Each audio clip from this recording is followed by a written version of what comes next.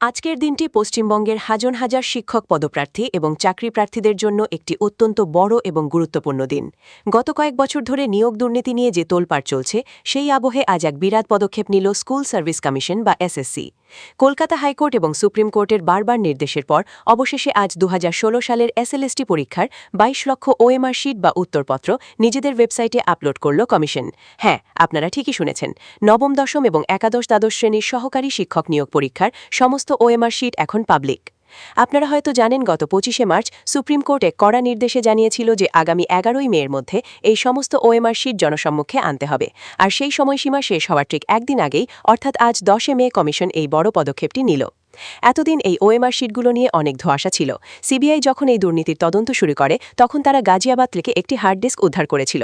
সেখানে দেখা গিয়েছিল আসল ওএমআর শিটের সাথে কমিশনের সার্ভারে থাকা নম্বরের আকাশ পাতাল পার্থক্য। অনেকে অভিযোগ করেছিলেন যে সাদা খাতা জমা দিয়েও অনেকে চাকরি পেয়েছেন। আজ এই ওএমআর শিটগুলো প্রকাশ হওয়ার ফলে এখন যে কেউ নিজের রোল নম্বর দিয়ে ওয়েবসাইট থেকে তার উত্তরপত্র দেখে নিতে পারবেন। এর ফলে কারা যোগ্য আর কারা অযোগ্য তা একেবারে দুধের মতো পরিষ্কার হয়ে যাবে। যারা এতদিন আন্দোলন করছিলেন, যারা যোগ্য হয়েও চাকরি পাননি, তাদের জন্য এটি একটি বড় জয় হিসাবে দেখা হচ্ছে। কারণ এখন কার কত নম্বর বেড়েছে বা কার ওএমআর শিটে কারচুপি হয়েছে তা আর লুকানো থাকবে না।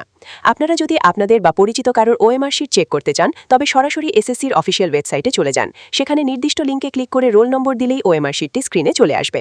এই খবরটি কিন্তু শুধু শিক্ষক নিয়োগের ক্ষেত্রেই নয়, বরং গোটা রাজ্যের প্রশাসনিক স্বচ্ছতার ক্ষেত্রে এক বিরাট মাইলফলক। বন্ধুরা, আজকের এই বড় আপডেটটি আপনাদের কেমন লাগলো তা অবশ্যই কমেন্ট করে জানান। আর আপনার যদি মনে হয় যে এই স্বচ্ছতা আরও আগে আসা উচিত ছিল, তবে ভিডিওটি লাইক করুন। এই ধরনের গুরুত্বপূর্ণ খবর এবং নিয়োগ সংক্রান্ত সব আপডেট সবার আগে পেতে আমাদের ট্রেডিং ম্যাজিক চ্যানেলটি এখনই সাবস্ক্রাইব করে রাখুন এবং পাশে থাকা বেল আইকনটি প্রেস করে দিন।